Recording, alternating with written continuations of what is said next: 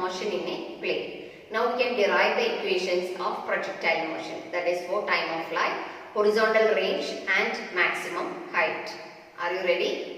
Projectile motion is the most frequently asked question in your question paper. So we can discuss the expressions for time of flight, horizontal range and maximum height. Okay, so before going to that, we have to know what is projectile motion. So first of all, we have to write the definition of projectile motion. Right. So in the case of definition, we have to remember three things.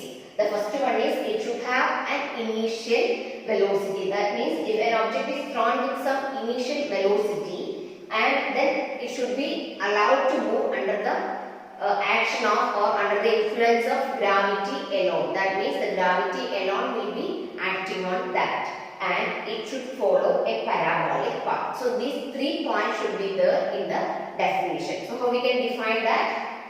That is, in the case of a projectile motion, a body thrown with some initial velocity and allowed to move under the influence of gravity alone. Okay, then it is called a projectile motion. Also, it follows a parabolic path. So that is the definition of projectile motion. This is also has asked for exams. Okay, so that some examples we can see. That is, in the case of a moving train, suppose we are putting a stone through the window. So that is an example for projectile motion. Or in the case of javelin throw or discus throw, like that, we can see the parabolic path. Okay, so these all are projectile motion. And in this case, for the 3 cases, we have to draw a same diagram. The same diagram can be used to derive the 3 equations. Okay, so here as usual we have 2 axis, right? That is x-axis and y-axis. Here we can see the parabolic path and the initial velocity is represented as u. So that first of all we are writing the 2 components. That means we have to split the initial velocity into 2 components. That means the horizontal component and the vertical component. Okay, so we know that the horizontal component will be always along x-axis. That means there will be a cos component, and the vertical component will be, that is uy, that will be equal to u sin theta. That should be along the y-axis. So these 2 are very important, and this diagram we have to draw. Here we can see u, and we are making the 2 components. That means the horizontal component along x-axis and vertical component along y-axis. Okay. Then only we can derive the equations for time of flight, horizontal range and maximum height. Okay, and one more thing that we have to remember is there will be no acceleration along horizontal direction. Okay, that is in the case of the projectile motion, there will be no horizontal acceleration. Okay, so that now we can see how to derive the equation for all these 3. Clear? Here we are going to derive the expression for time of flight. Okay, so before going to derive this equation, we have to know what is time of flight. So what will be time of flight? So that is represented as capital T. Okay, and it will be the time taken. Time of flight means time taken to return to the horizontal level as the point of projection.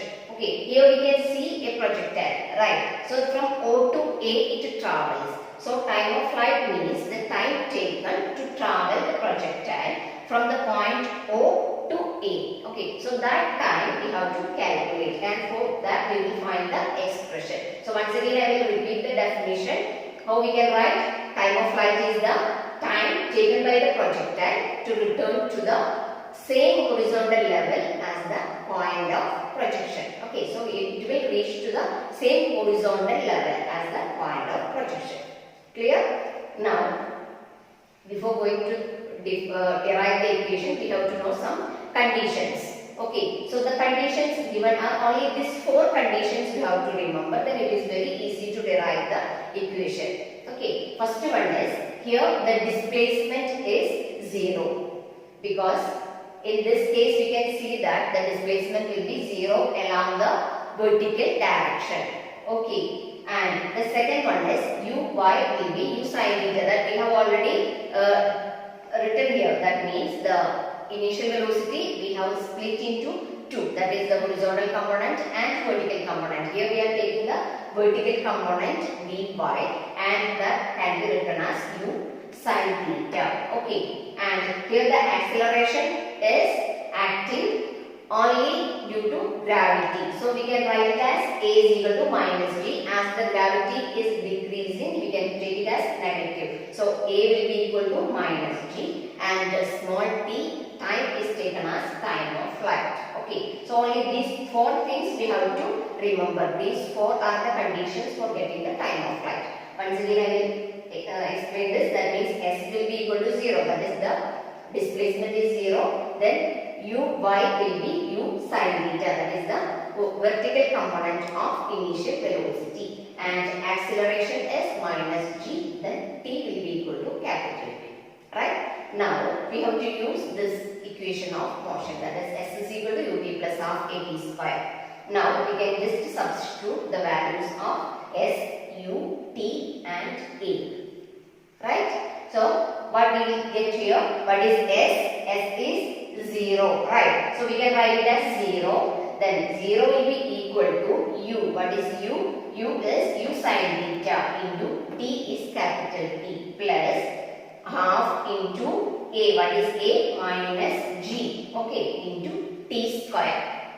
Only this much we have to write down. So how we can write it? 0 is equal to u sin theta t minus half g t square. Okay, no changes are there. We are just writing it as an equation. And now what we can do? We can just change the means LHS and RHS, so that we can write it as u sin theta t minus half gt square is equal to 0, because that LHS we are changing it to RHS. So that 0 we can write at the as the RHS, so that no other changes are here. Only u sin theta t is minus half gt square is equal to 0, like that we are writing.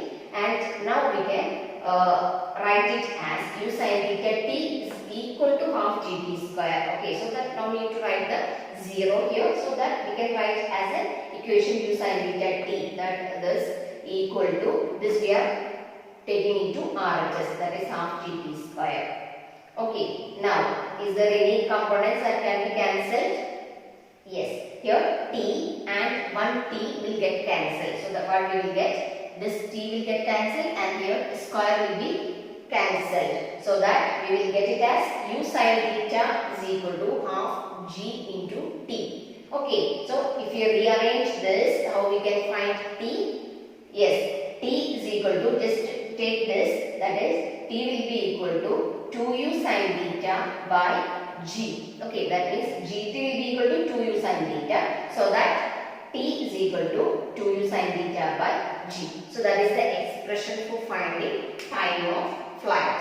Okay, what is time of flight? It is the time taken by the projectile to return to the same horizontal level as the point of projection. Okay, so that time we have to calculate. Then for that, the four conditions that we are taking are s is equal to 0, uy is equal to u sin theta, a is equal to minus g, and t is equal to capital T. And we are taking the second equation of motion, that is s is equal to ut plus half at square. When we are substituting the values and rearranging, what we will get? Here we are writing s as 0, then u sin theta, then t is capital T plus half a is minus g into t square.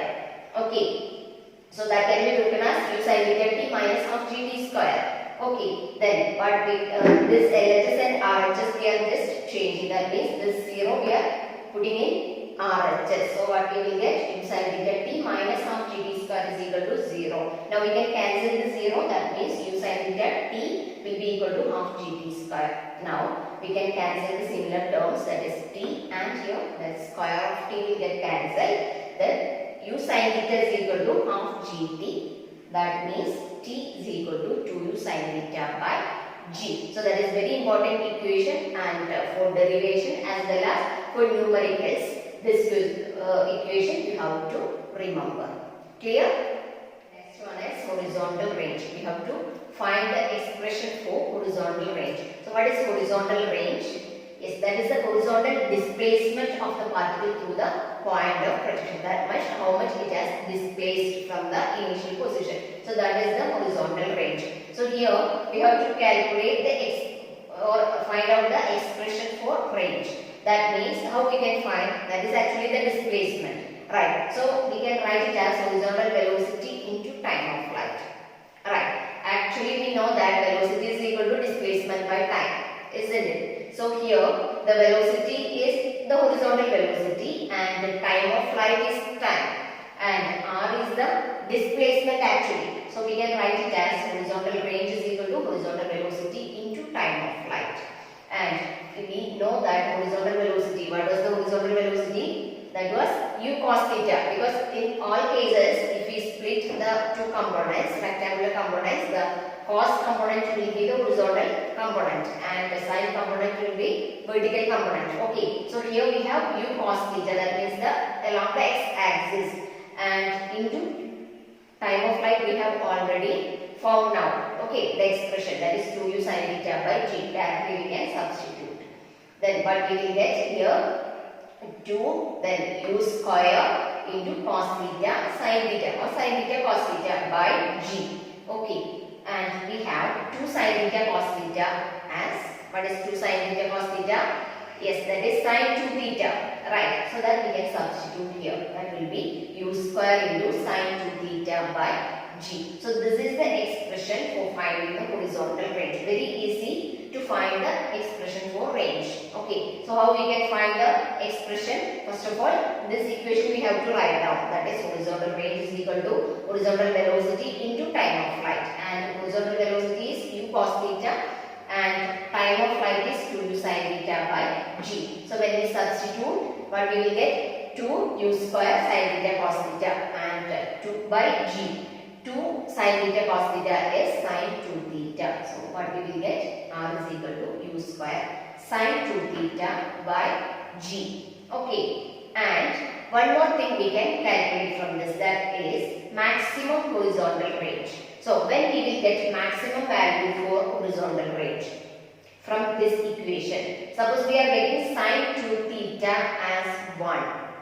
Then what will be the horizontal range? That will be u square by g only, right? So when this sin 2 theta will become 1, yes, that is when theta is equal to 45 degree, what will happen? So that is 2 theta will be 90. So sin 90 is 1, isn't it? So what we will get? When sin 90 is equal to 1, that means r is equal to u square by g. That is the maximum horizontal range.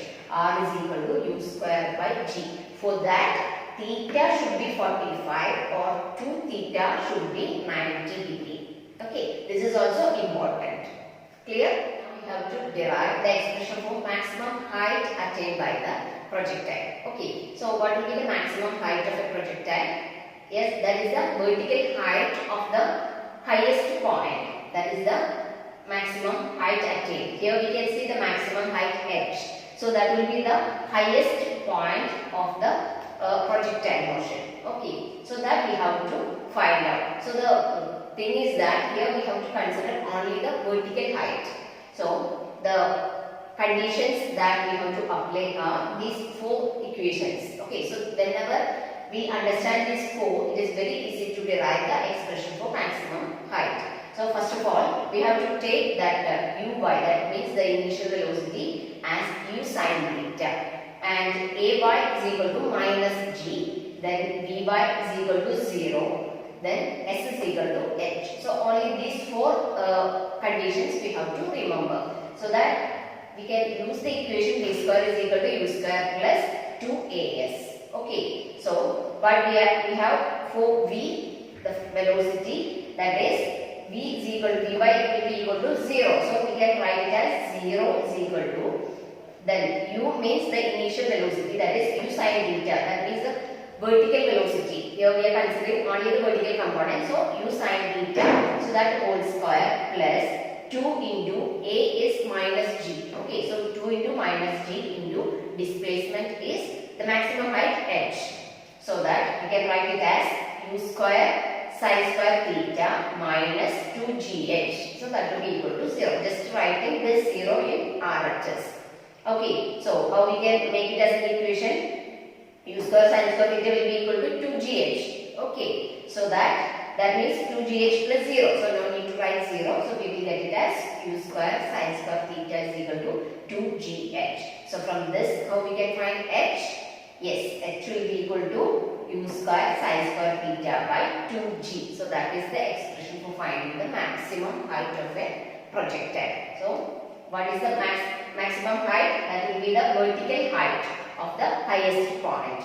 Okay, so that for finding that, the 4 conditions we have to remember. What are the 4 conditions? First of all, uy, the vertical component is u of velocity, that is u sine theta. Then acceleration along the vertical direction is minus g, then vy is equal to 0. Then s is h, that means the displacement is the maximum height.